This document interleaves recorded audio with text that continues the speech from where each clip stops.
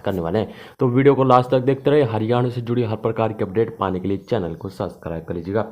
सबसे पहले यहाँ से देखिए, credit guarantee fund trust for MSc महिला अग्निवीर उद्यमियों को 10 करोड़ तक का लोन। तो ये कैसे लोन दिया जाएगा अग्निवीर महिलाओं को, तो यहाँ पर देखिए पूरी बड़ी खबर। तो एमएससी के लिए क्रेडिट गारंटी फंड ट्रस्ट ऐसे हैं जैसे एमएससी जो लोन के लिए गिरवी रखने या गारंटी देने में सक्षम नहीं है, उन्हें 75 से 90% जो है गारंटी कवर मुहैया करवाता है। तो उद्यमी 5 से 10 करोड़ रुपए तक का लोन पा सकते हैं। हालिया आम बजट में एमएससी के लिए लोन गारंटी कवर की अधिकतम सीमा को 5 करोड़ रुपए से बढ़ाकर 10 करोड़ कर दिया गया है। तो इसमें उन्हें अगले 5 वर्षों में 1.5 लाख करोड़ रुपए का अतिरिक्त लोन मिल जाएगा।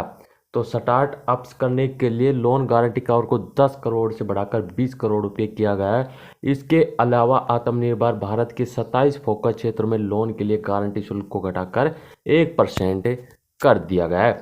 तो लोन गारंटी कवरेज की अधिक सीमा जो है बताई जा रही। तो कैटेगरी वाइज देखिए, यहाँ से जो 5 हैं 5 तो महिला उद्यमी अग्निवीर को 90% और जो है 90% यहाँ पर दिए जाएंगे, ठीक है, यानी 5 लाख से 5 और 0.5 करोड़ से। तो ये है जो है कैटेगरी के हिसाब से यहाँ से आप देख सकते हो।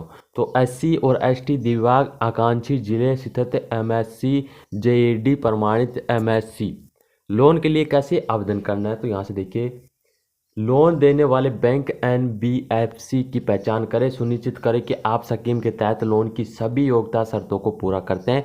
बैंक एनबीएफसी द्वारा मांगे दस्तावेजों के साथ लोन का आवेदन कर सकते हैं। मूल्यांकन और मंजूरी की प्रक्रिया, तो आवेदन और बिजनेस प्लान व्यवहारिक हो या नहीं हो, इसका आकलन करेंगे बैंक वाले, ठीक है। तो आपकी योग्यता को सत्यापित करेंगे। बैंक स्वीकृत लोन राशि जमा जारी करने के पहले जो है गारंटी कवर के लिए अप्लाई करेगा।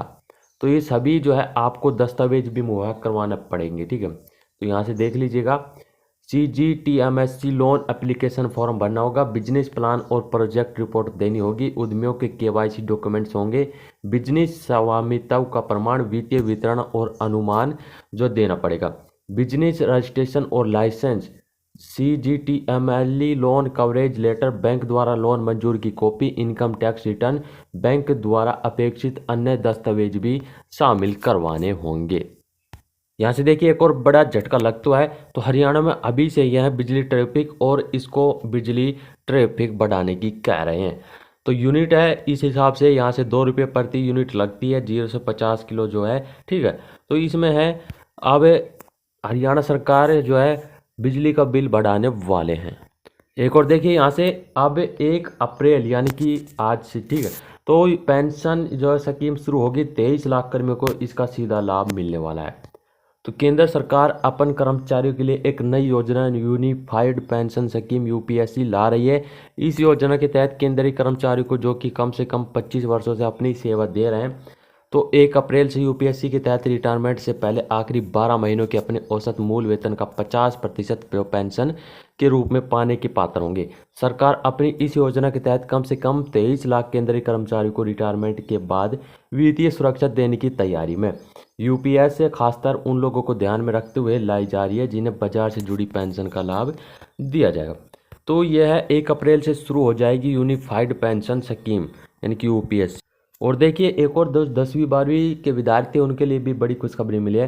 परीक्षाओं का परिणाम 45 दिन में जारी होगा, डॉक्टर पवन कुमार।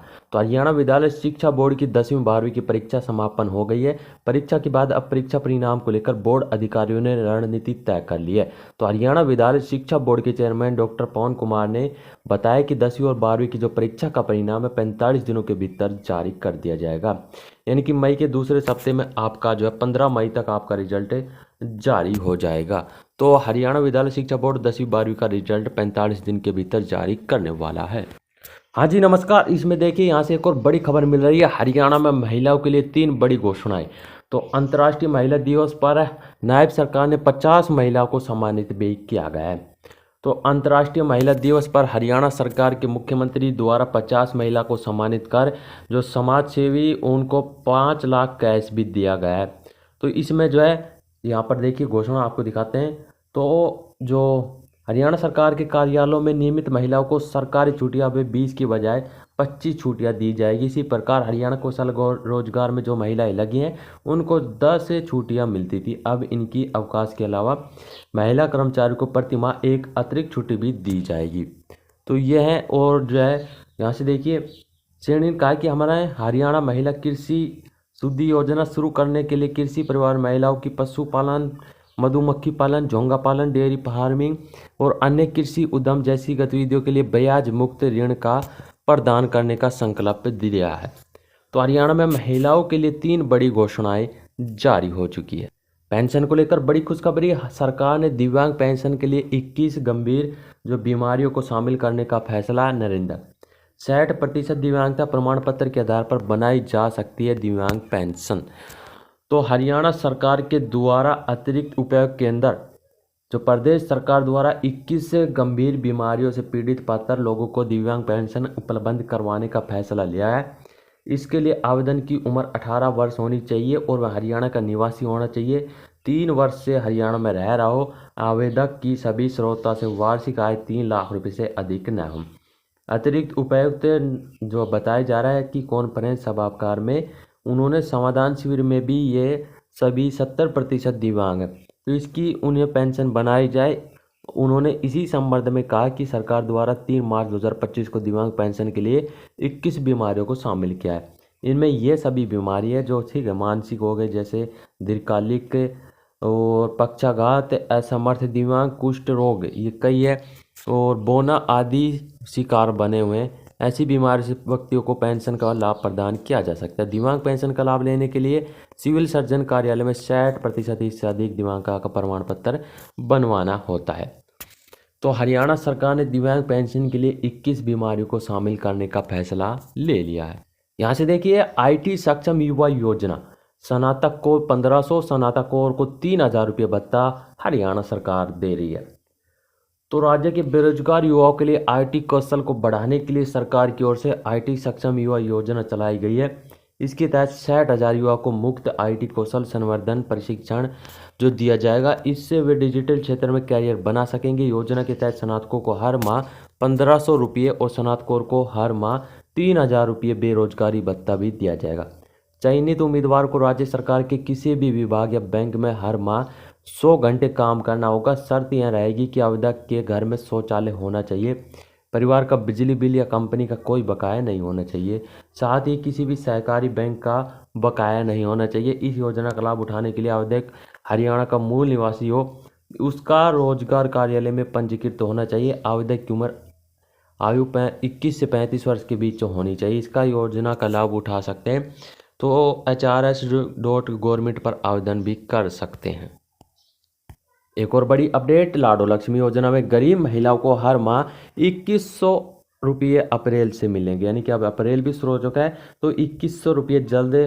प्रदेश की भाजपा सरकार ने विधानसभा चुनाव में सभी महिलाओं को हर महीने 2100 रुपये देने का वादा किया था, लेकिन अब यह लाभ सिर्फ आर्थिक रूप से कमजोर महिलाओं को ही मिलेगा। राज्य सरकार इस योजना को घोषणा अगले माह बजट सत्र में करेगी। एक वरिष्ठ अधिकारी के मुताबिक यह जानकारी मिली गई है, तो ये कर दी है, ठीक है। तो 25 से जो 2100 रुपये अब हर महिला को, जो गरीब महिला आर्थिक है BPL में आती हैं, उनको दिए जाएंगे। तो ये हरियाणा सरकार की बड़ी घोषणा योजनाएं आप सभी के साथ शेयर किया है। रोज ऐसे अपडेट पाने के लिए चैनल को सब्सक्राइब कर लीजिएगा। भगवान का आपका दिन शुभ हो। जय हिंद, जय भारत, जय हरियाणा।